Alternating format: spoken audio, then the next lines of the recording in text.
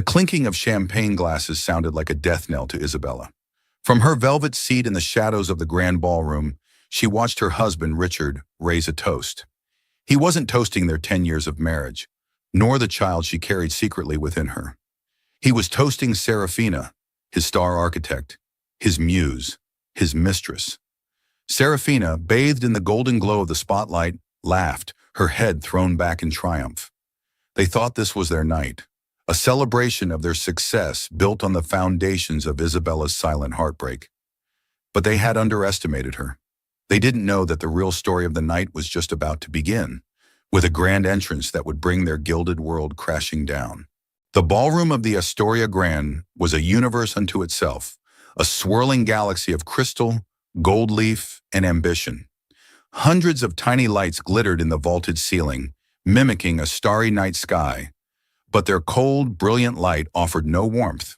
For Isabella, perched on a plush velvet armchair in a secluded alcove, the splendor felt like the interior of an exquisitely crafted tomb. It was the annual Sterling Gala, the crowning social and professional event for Richard's architectural firm, a night he usually insisted she attend as his perfect, smiling wife. This year, however, he had suggested, almost insisted, she stay home. "Rest, my love," he had cooed, his voice a silken trap. "For the baby." But Isabella knew the real reason for his concern, and it had nothing to do with her well-being. The real reason was currently standing on the stage, basking in the adulation of the city's elite. Her name was Serafina, a name that sounded like a whisper, but a woman who was a storm. Serafina was Richard's protégé, the brilliant mind behind the firm's latest triumph, the Skyline Spire, a building that pierced the clouds and had already won a dozen awards. She was also the woman who had been sharing her husband's bed for the past 2 years. Isabella had known for 18 months. She hadn't found lipstick on his collar or incriminating texts. The discovery had been far more insidious, a gradual dawning of a horrific truth. It was in the way Richard's eyes would linger on Serafina, a moment too long during company dinners, the shared private smiles that felt like a physical blow, the late nights at the office that stretched into early mornings. The final undeniable proof came from a private investigator's report, a slim manila folder filled with grainy photographs that had shattered her world. Tonight she watched them from afar, a ghost at her own husband's feast. Richard was the picture of success in his custom-tailored tuxedo, his charismatic smile flashing for the cameras. He stood beside Serafina, his hand resting possessively on the small of her back. The gesture was subtle, almost professional, but to Isabella it was a brand, a claim. Serafina was radiant in a crimson dress that clung to her like a second skin, a stark, fiery contrast to the muted dove-gray gown Isabella had chosen. Isabella had wanted to be invisible tonight, to observe without being observed. Her dress was a shield, a camouflage against the opulent backdrop. She instinctively placed a hand over her belly, a gentle, protective gesture. At 4 months pregnant, she was only just beginning to show a small, hopeful curve that was her secret, her anchor in the turbulent sea of her life. Richard knew about the baby, of course. He had feigned excitement, his eyes shining with a well-practiced sincerity that no longer fooled her. He had called the baby their new beginning, a fresh start, but Isabella knew it was just another lie, another beautifully constructed facade in their carefully designed life. The gala was a celebration of the Skyline Spire, and by extension, a celebration of Serafina. Richard had made that clear in his opening speech. He had spoken of her unparalleled vision, her relentless drive, her unique genius. He had never spoken of Isabella with such passion, not even in the early days of their marriage. She had been his partner, his support system, the quiet, steady force that allowed him to build his empire. She had managed their homes, hosted his clients, and sacrificed her own career as a gallery curator to cultivate his. She had been the perfect corporate wife, an elegant, unassuming accessory. And now she was being discarded for a newer, shinier model. The irony was not lost on her.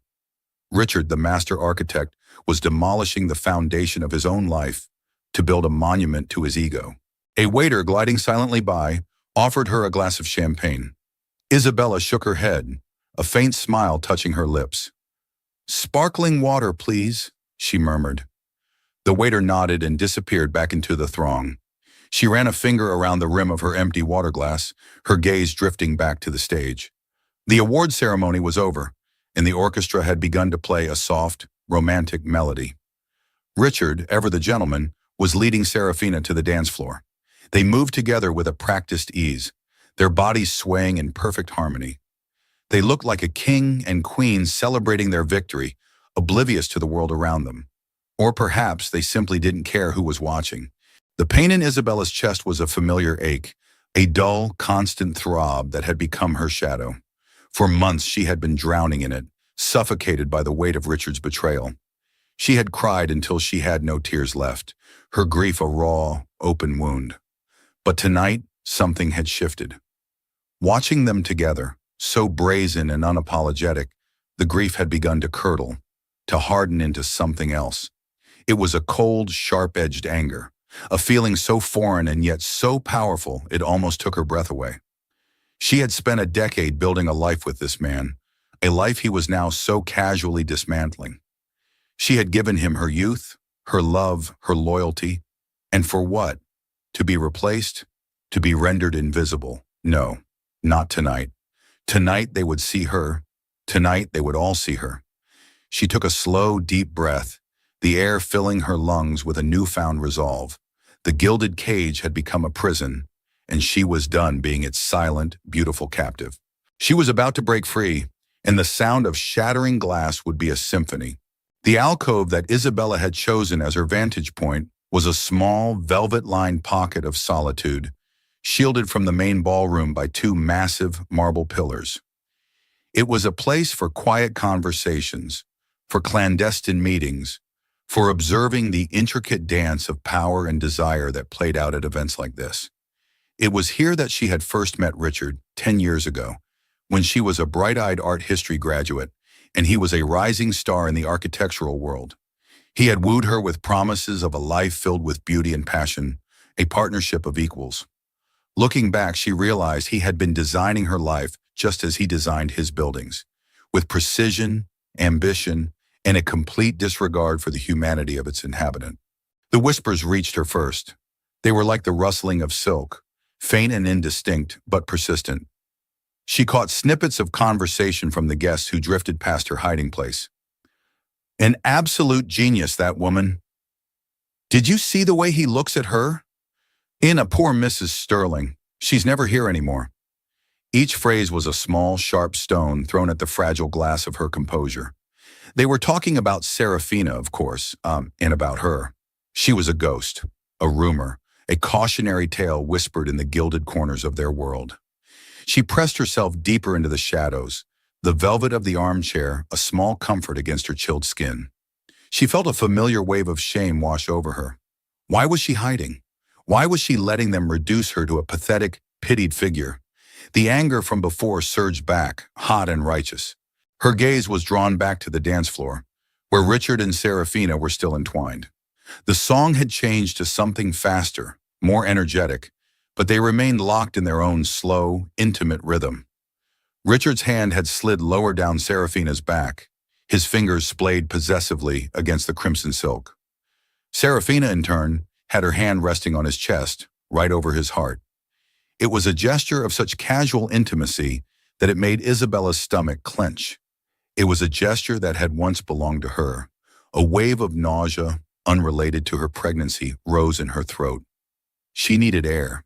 Pushing herself to her feet, she made her way towards the French doors that led out onto the terrace. She moved with a deliberate slowness, her head held high, ignoring the curious glances and hushed whispers that followed her. The terrace was a welcome respite from the suffocating heat and noise of the ballroom. The cool night air was a balm on her flushed skin. She leaned against the stone balustrade, looking out over the manicured gardens of the hotel. The city lights twinkled in the distance, a dazzling and different audience to her private drama. She closed her eyes, trying to find her center, to remember the woman she had been before Richard, before the betrayal. The woman who had a passion for art, a sharp mind, and a fierce, independent spirit. Where had that woman gone? "Isabella, is that you?" The voice was soft, hesitant, and familiar. Isabella's eyes snapped open. Standing a few feet away, partially hidden by a large potted palm, was a woman she hadn't seen in years.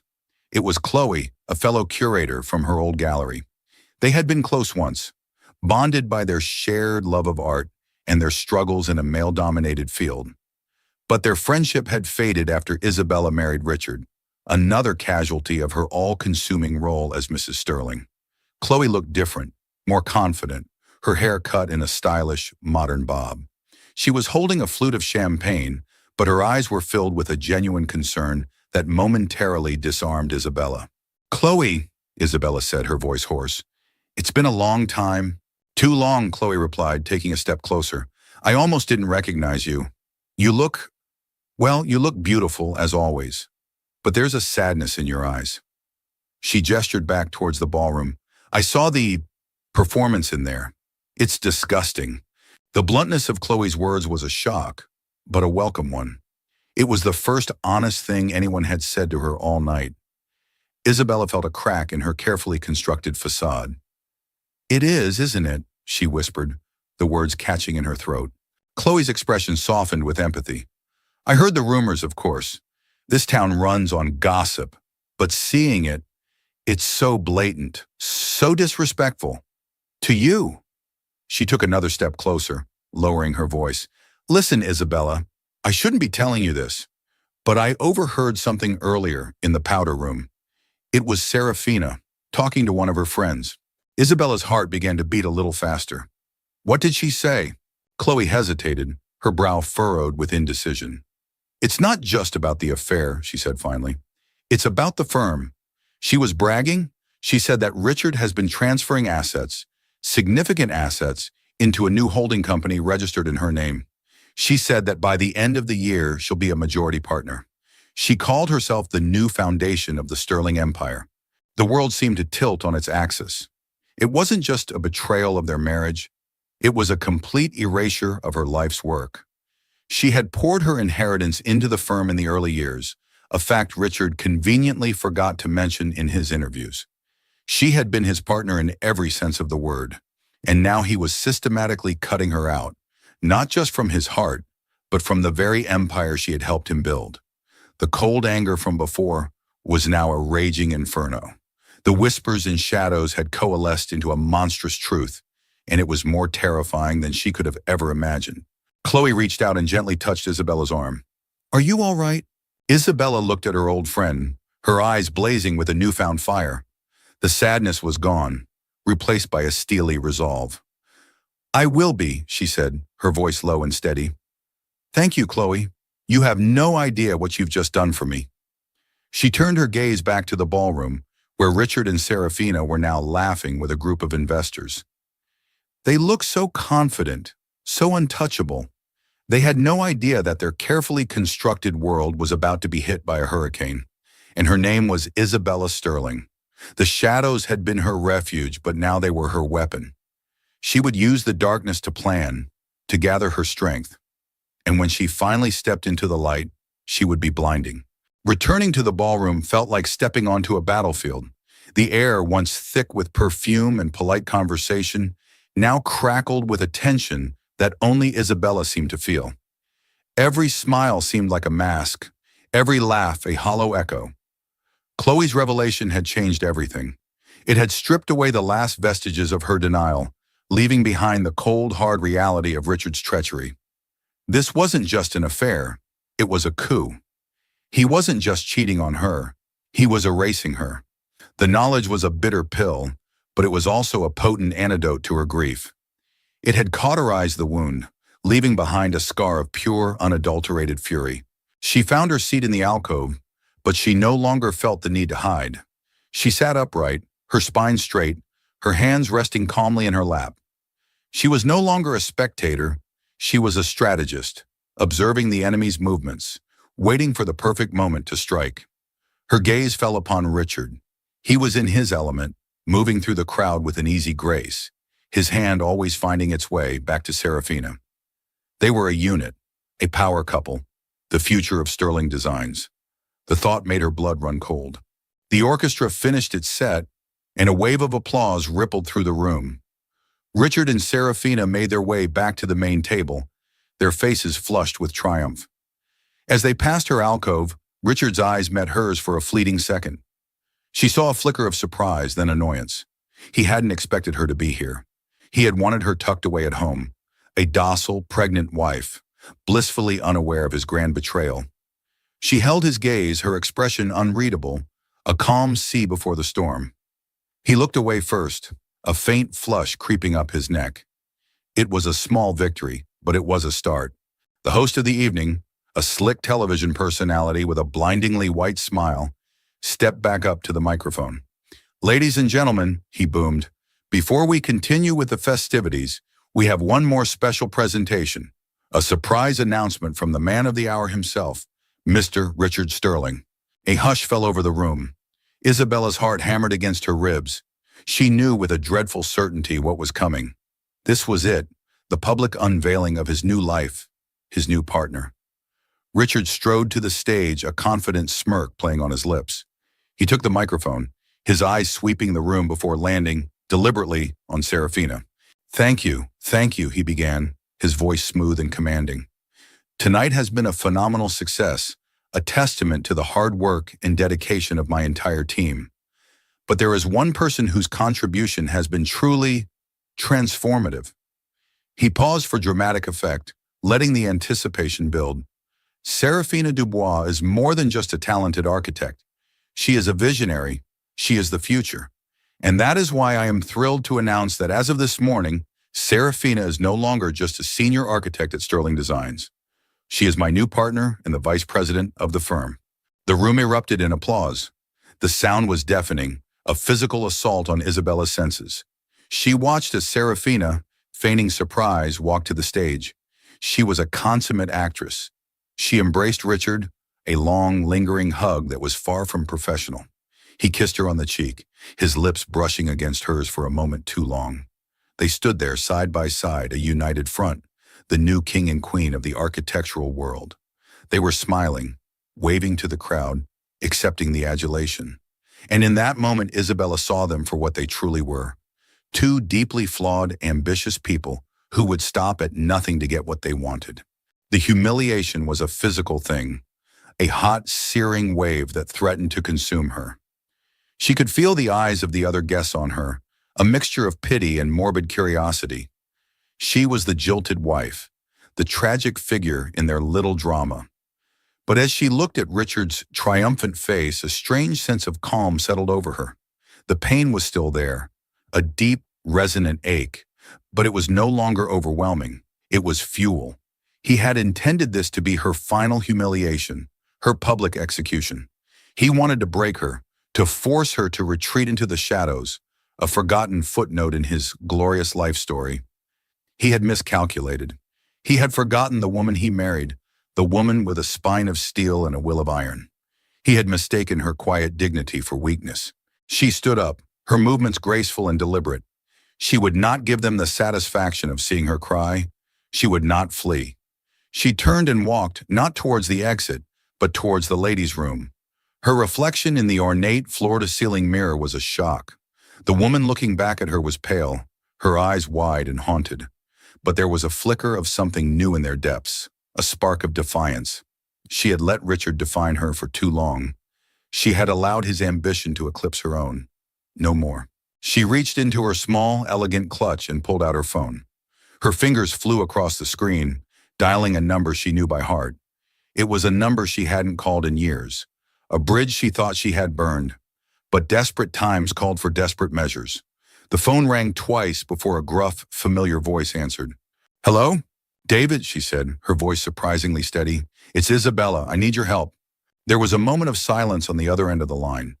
David was her estranged brother, a brilliant but ruthless journalist who had a knack for unearthing secrets. They had fallen out years ago over Richard, whom David had never trusted. "He's a shark, Bella," he had warned her, "and you're swimming in his ocean." She hadn't listened. Now she was drowning. "Bella?" David's voice softened with concern. "What's wrong? Are you okay?" "No," she said, the single word encompassing a world of pain. "But I'm going to be. Listen, I don't have much time. I'm at the Sterling Gala. Richard just announced that his mistress is his new business partner. She took a deep breath, the words tumbling out of her in a rush. But that's not the whole story. He's been funneling money, assets, everything into her name. He's trying to erase me, and I'm pregnant. Silence on the other end was heavy, charged with a protective fury she hadn't heard in years. "That bastard," David finally growled. "Where are you? Don't move. I'm on my way." "No, don't come here," she said quickly. "Not yet. I have a plan. But I need you. I need you to be ready. I'm going to give you the story of a lifetime, the fall of the Sterling Empire. Just tell me what to do," he said, his voice a low, dangerous growl. "I'll burn his world to the ground for you."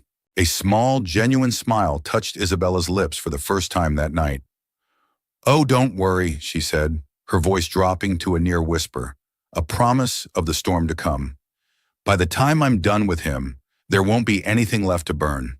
She hung up the phone, a sense of empowerment surging through her.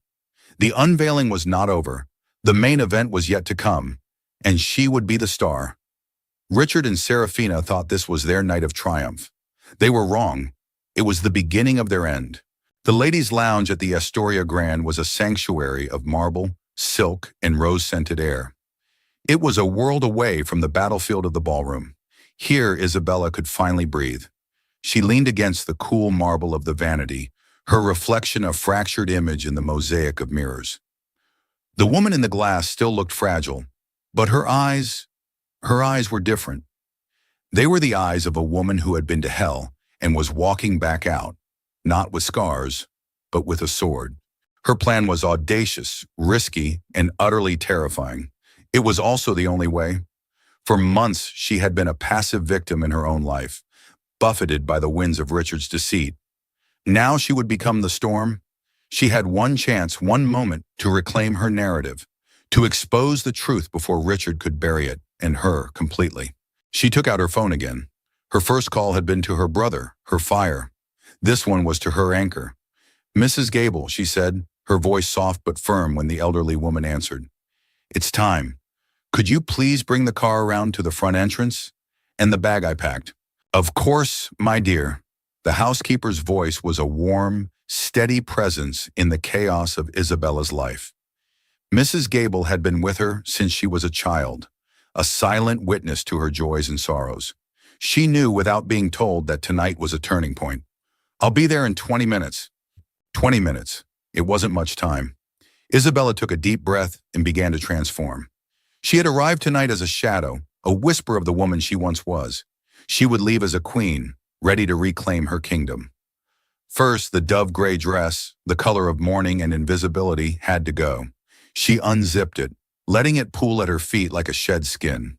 From her large, oversized clutch, a bag she had chosen for this very purpose, she pulled out another dress. This one was the color of midnight, a deep, inky blue that seemed to drink the light.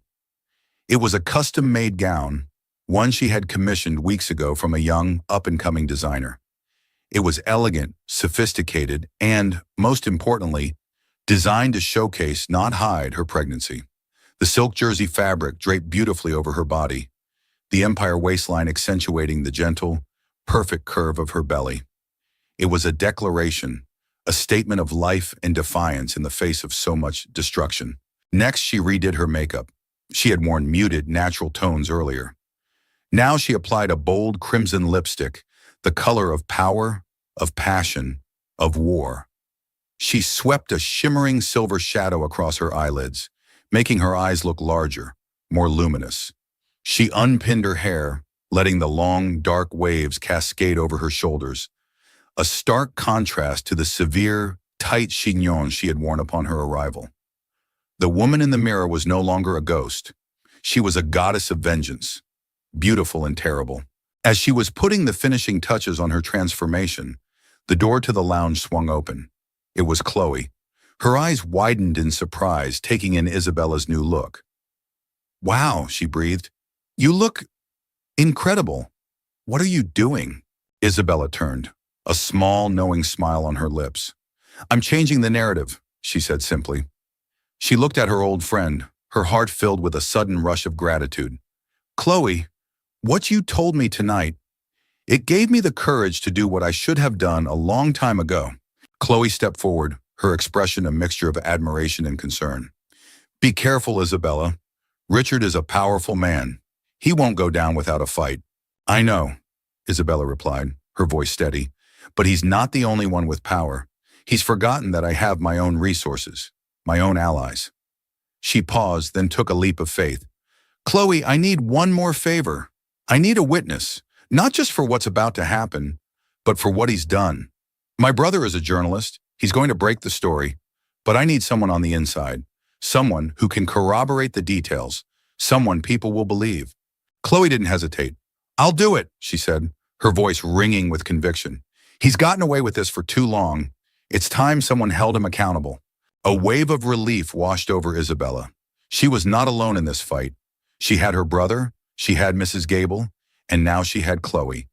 It was a small army, but they were loyal, and they were fierce. Her phone buzzed. It was a text from Mrs. Gable. I'm here, my dear. The bag is with the bellman. It was time. Isabella took one last look in the mirror. The woman looking back at her was a stranger, and yet she was more herself than she had been in years. She was a mother, a warrior, a survivor. She was ready.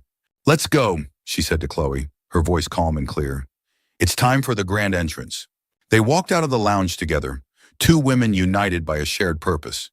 As they approached the grand staircase that led down into the ballroom, Isabella could hear the music, the laughter, the oblivious celebration of her own demise.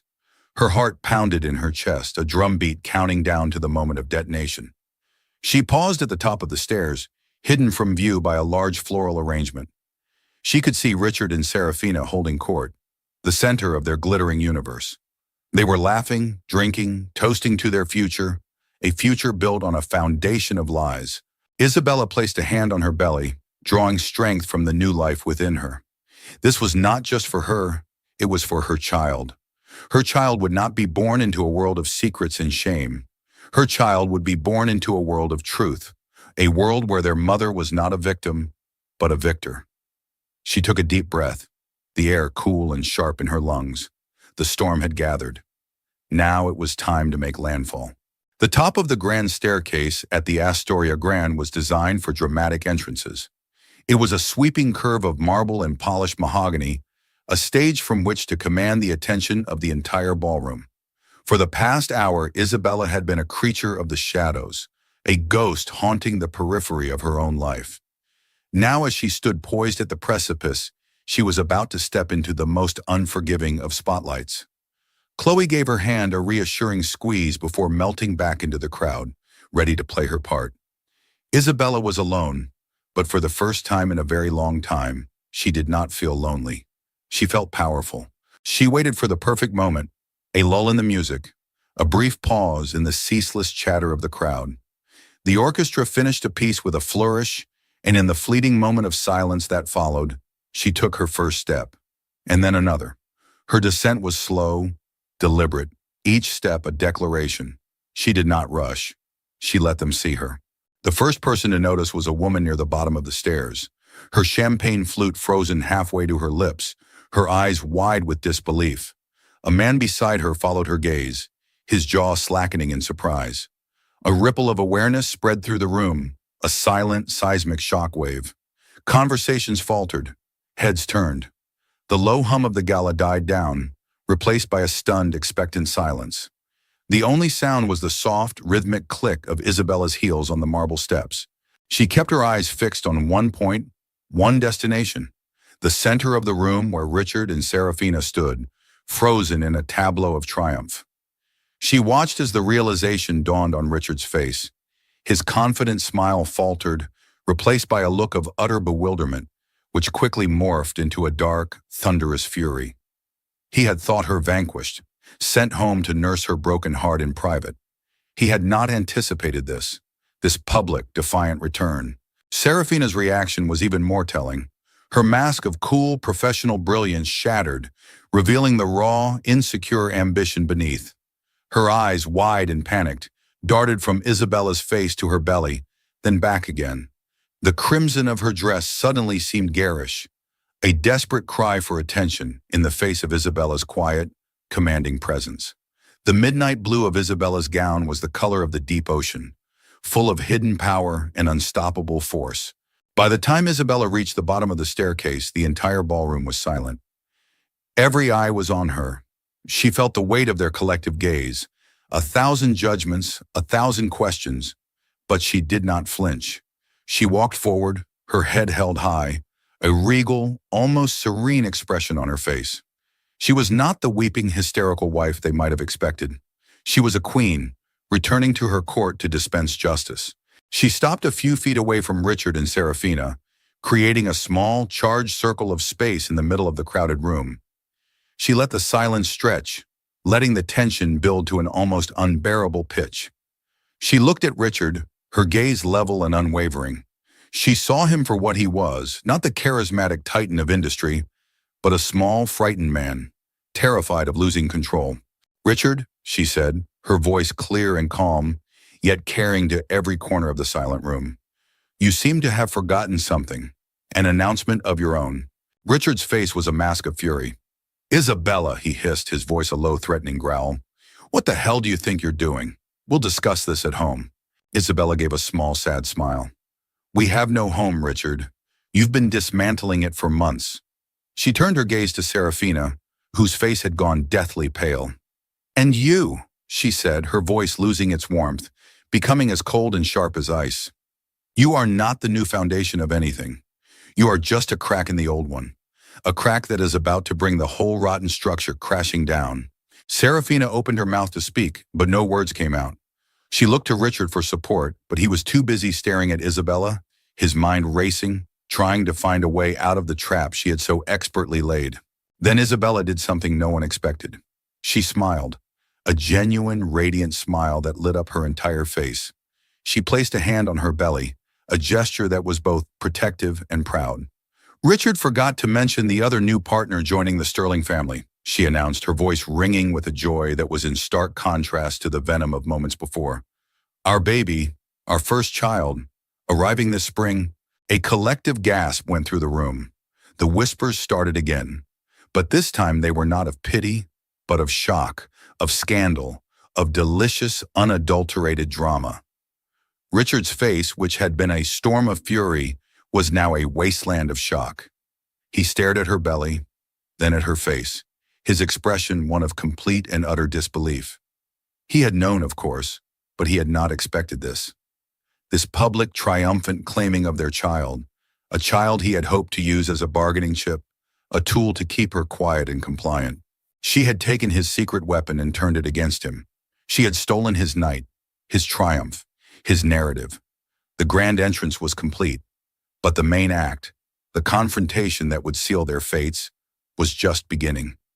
Isabella looked from her stunned, speechless husband to his pale, trembling mistress.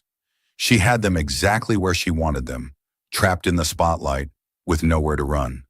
The night was no longer theirs. It was hers, and she was just getting started. The silence in the ballroom was a living thing, a coiled serpent ready to strike. Isabella let the weight of her announcement settle, watching the shock and confusion ripple through the crowd. Richard, for the first time since she had known him, looked utterly lost. His carefully constructed world, his meticulously planned evening, had been blown apart by a few simple, devastating words. He had been outmaneuvered, outplayed, and he knew it. "A baby?" Serafina finally found her voice, a high, reedy sound that was almost a shriek. "Richard, what is she talking about?" Her eyes, wide with a mixture of panic and accusation, were fixed on him. The united front had crumbled in an instant.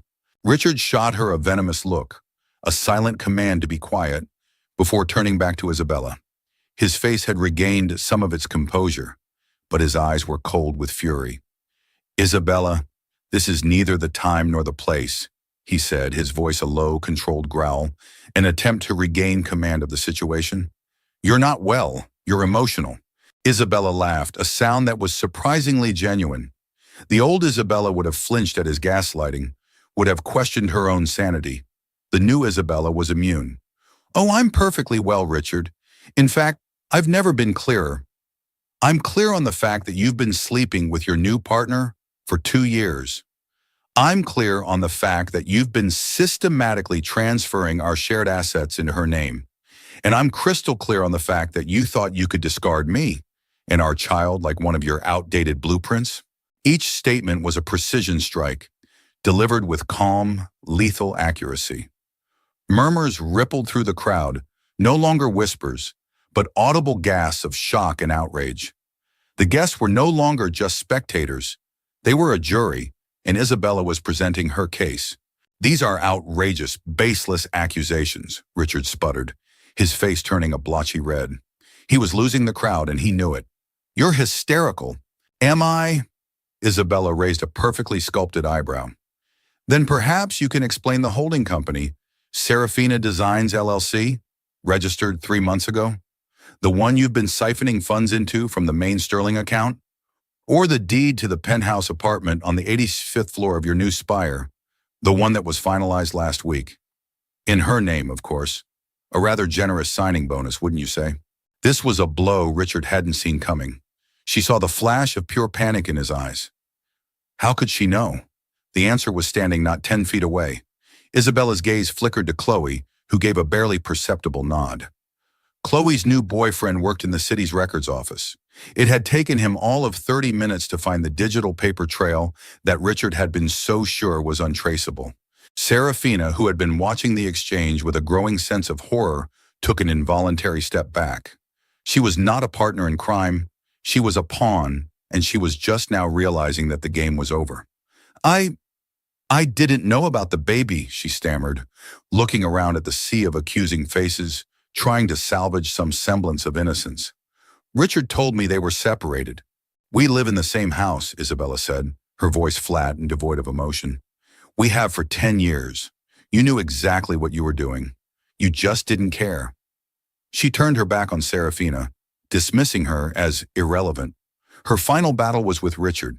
"And you," she said, her voice dropping, becoming intensely personal, for him alone yet heard by all. "You didn't just break my heart, Richard. You tried to break my spirit. You tried to make me small, to make me invisible, so you could feel big. You used me. You used my money to start this firm.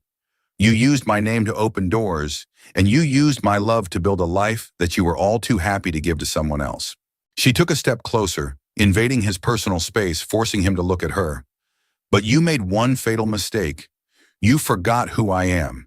You forgot that I am the daughter of a man who taught me to fight, and the mother of a child who is giving me something worth fighting for." And then came the twist she had saved for last.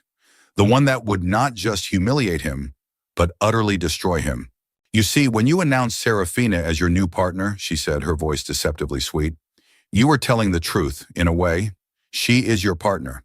Because as of this afternoon, I am no longer a partner, silent or otherwise, in Sterling Designs." A confused frown creased Richard's forehead. "What are you talking about?" "I'm talking about the 51% controlling stake in this company that my father left to me in a trust," she said, her voice ringing with triumph. "The stake that I, as the majority shareholder, used this afternoon to call an emergency board meeting. A meeting where we voted unanimously to accept your resignation, effective immediately." She smiled, a cold, sharp smile that did not reach her eyes. "Congratulations, Richard, you're fired." The silence that followed was absolute. It was the silence of a bomb detonating, the silence of a world ending. Richard's face was a canvas of disbelief, fury, and utter, soul-crushing defeat. He had been so focused on stealing her share of their marital assets that he had completely forgotten about the source of his true power. Her. He lunged forward, his hands reaching for her, his face contorted in a mask of rage. "You bitch!" he snarled. He never reached her. 2 large security guards, hired by Isabella for the evening, materialized out of the crowd, intercepting him. They each took an arm, their grips like iron. Richard struggled for a moment, a wild, cornered animal, before a voice cut through the chaos. "I think you've caused quite enough trouble for one evening, Mr. Sterling." It was Arthur Kingsley, the firm's oldest and most respected board member, a man who had been a friend of Isabella's father. He stood beside Isabella, a protective, patriarchal figure. "Security, please escort Mr. Sterling and Ms. Dubois off the premises." The reckoning was complete. Richard, the master of the universe, The king of his own Gala was being dragged out of the ballroom like a common criminal. Serafina, her face streaked with tears, scurried after him, a disgraced courtier following her deposed king into exile. The crowd parted for them, their faces a mixture of shock, disgust, and pity. The Sterling Empire had not just fallen, it had been publicly, spectacularly, and irrevocably dismantled. And Isabella, the pregnant wife they had all pitied, was the one left standing in the ruins, the undisputed victor. The moments after Richard and Serafina's ignominious exit were a strange, surreal blur. The ballroom, which had been the stage for a grand Shakespearean drama, was now just a room full of people, unsure of what to do or say. The orchestra remained silent. The waiters stood frozen, their silver trays forgotten. The great and the good of the city's architectural scene looked at Isabella with a new kind of awe, a respect tinged with fear. She was no longer just Richard Sterling's beautiful, tragic wife. She was the woman who had brought him down. Arthur Kingsley, his hand still resting reassuringly on her shoulder, leaned in. "Are you all right, my dear?" he asked, his voice a low rumble of concern. Isabella took a shaky breath, the adrenaline that had been coursing through her veins beginning to recede, leaving a profound, bone-deep exhaustion in its wake. "I think so," she whispered. She felt a sudden, overwhelming need to sit down. Her legs felt like they might give way at any moment. Arthur, sensing her fragility, guided her to the main table, the one that had been reserved for the guest of honor. He pulled out the chair at the head of the table, Richard's chair, and helped her into it. The symbolism was not lost on anyone in the room. The queen had taken the throne. Chloe was by her side in an instant, pressing a glass of water into her hand. "You were magnificent," she breathed, her eyes shining with admiration. "Absolutely magnificent." Isabella managed a weak smile. "I couldn't have done it without you." Slowly, tentatively, the life of the gala began to resume, but its character had fundamentally changed. The mood was no longer celebratory, but subdued, contemplative. People began to leave, casting furtive, sympathetic glances in Isabella's direction as they went. A few brave souls, mostly older women who had known her mother, came over to offer their support, their words of encouragement a soothing balm on her raw nerves. They spoke of her strength, her courage, her resilience. They saw her finally as her own person, not just as an extension of her husband, but the most significant encounter was yet to come. A man detached himself from the thinning crowd and approached her table. He was tall and well-built, with kind eyes and a familiar, gentle smile. It was Michael, an old friend from her university days. He had been a rising star in the art world, a painter whose work she had championed when she was a curator. They had lost touch after she married Richard, who had always been faintly contemptuous of her bohemian friends. "Isabella," he said, his voice soft, "I just wanted to say, I'm so sorry for what you've been through, but I'm not surprised to see you come out on top. You were always the strongest person I knew." Tears welled in Isabella's eyes, genuine tears of gratitude this time, not of pain. "Michael," she said, her voice thick with emotion, "it's so good to see you."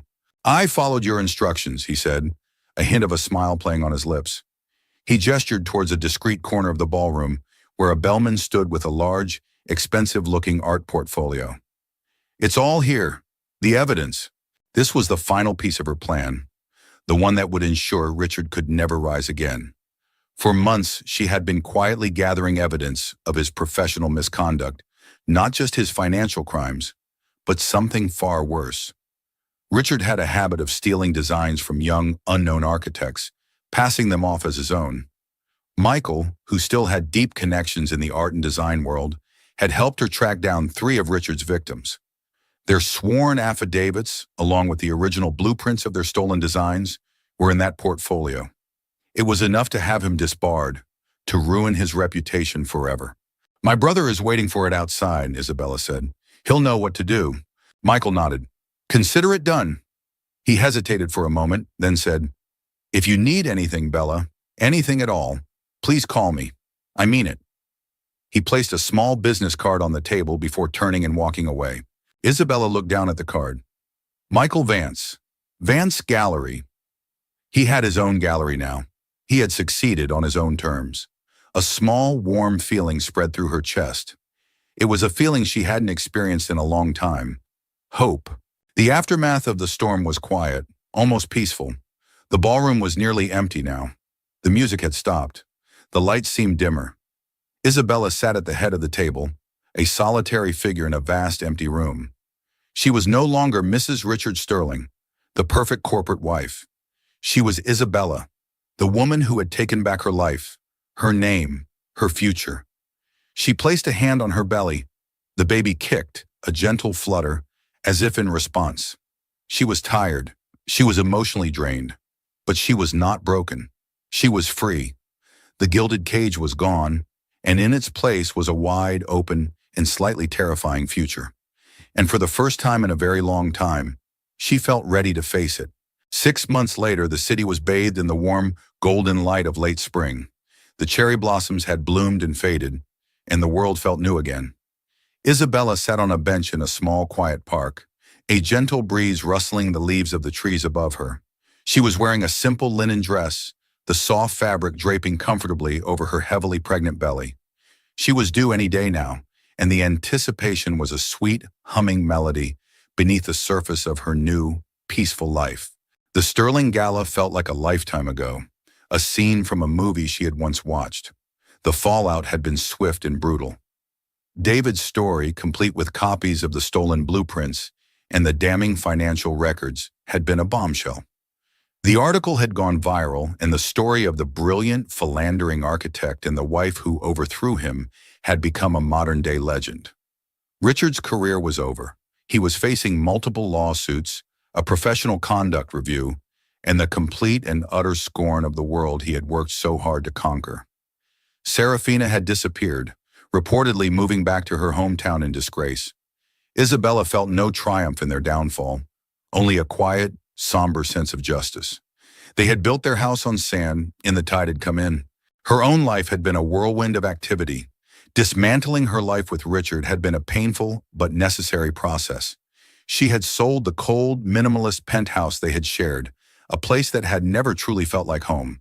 She had hired a new board for the company, rebranding it from Sterling Designs to Phoenix Architectural Group, a name that symbolized its rise from the ashes. She had implemented new policies, creating a mentorship program for young architects, ensuring that the kind of exploitation Richard had practiced would never happen again. She was no longer involved in the day-to-day operations, having appointed Arthur Kingsley as CEO, but she remained the majority shareholder, a silent, guiding force. Her personal life had been a process of rediscovery. She had reconnected with old friends, with her family, with herself. She had started painting again, setting up a small studio in her new, sun-drenched apartment overlooking the park. Her days were filled with simple pleasures, the smell of turpentine and oil paint, the feel of a good book in her hands, the quiet joy of watching the world go by. She was healing, one day at a time. A shadow fell over her, and she looked up, a smile instantly lighting up her face. "You're late," she said teasingly. Michael Vance grinned, handing her a small paper cup. "An artist is never late," he replied, quoting his favorite movie. "He arrives precisely when he means to." He sat down beside her on the bench. "I brought you that ridiculously complicated decaf lavender latte you like. You're a lifesaver," she said, taking a grateful sip. Michael had become a constant presence in her life over the past few months. Their old friendship had been effortlessly rekindled, blossoming into something deeper, something more profound. He had been her rock, a steady, unwavering source of support and laughter. He had helped her set up the nursery, had patiently listened to her fears about single motherhood, and had celebrated every small victory with her. He never pushed, never crowded her, but he was always there. "How's the little one?" he asked, his eyes crinkling at the corners as he looked at her belly. "Active," she replied, rubbing the spot where the baby was currently practicing its gymnastics routine. "I think we have a future soccer player on our hands." They sat in comfortable silence for a while, watching the children play in the nearby playground, their happy shouts filling the air. It was a peaceful domestic scene, the kind of scene Isabella had once dreamed of, but had never truly believed she would have. "Have you heard from him?" Michael asked quietly, his voice gentle. Isabella knew who he meant. His lawyers contact my lawyers, she said, her voice neutral. The divorce is almost final. He's agreed to all my terms. He's not in a position to argue. She took another sip of her latte, her gaze distant. I don't hate him anymore. I just feel sorry for him. He had everything and he threw it all away. For what? For ego? For a fleeting thrill? She shook her head, a small, sad gesture. He built so many beautiful buildings, but he never learned how to build a life. She turned to Michael, her eyes clear and bright. But I'm learning, she said, a sense of wonder in her voice. I'm learning that a life isn't about grand designs and perfect facades. It's about quiet moments. It's about true partnership. It's about building something that will last. Michael reached out and took her hand, his fingers lacing through hers. It was a simple, comfortable gesture, full of unspoken warmth and affection. You're not building it alone, he said softly. A new dawn was breaking, not just in the sky, but in her soul. The future was still an unwritten page, but for the first time, she was not afraid. She was the architect of her own life now, and she was ready to build something beautiful, something true, something that was all her own. And now I turn the story over to you. What would you have done if you were in Isabella's shoes? Would you have walked away quietly, or would you have fought back and orchestrated a public takedown like she did? Let me know in the comments below.